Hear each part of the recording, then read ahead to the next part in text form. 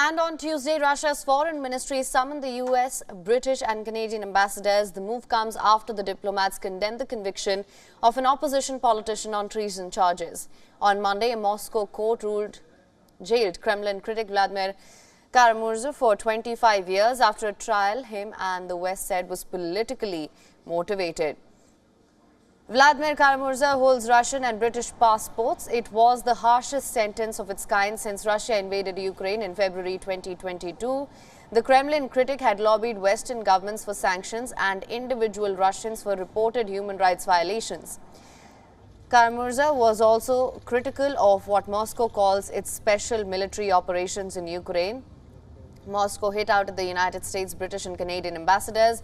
The foreign ministry accused the envoys of interference in Russia's internal affairs and activity incompatible with their diplomatic status. The three ambassadors had made a joint appearance in front of TV cameras on the steps of the Moscow court to condemn the verdict against Kara-Murza.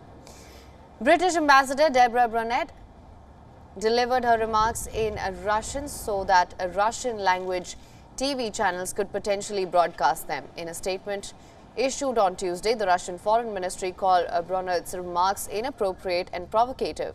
The statement added that the ambassador's remarks ran counter to the British embassy's status and diplomatic norms. Moscow said that the fact that Kara-Murza had a British passport in addition to his Russian one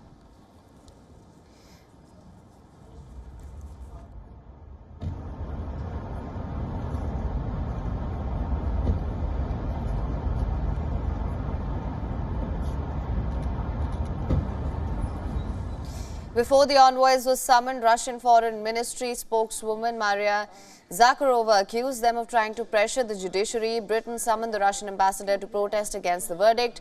Kara-Murza himself compared his trial, which was held behind closed doors, to one of Joseph Stalin's show trials in the 1930s.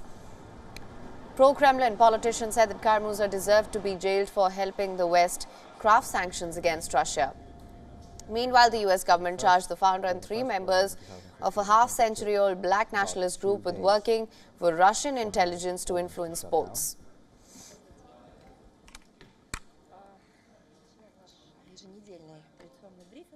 WION is now available in your country. Download the app now. Get all the news on the move.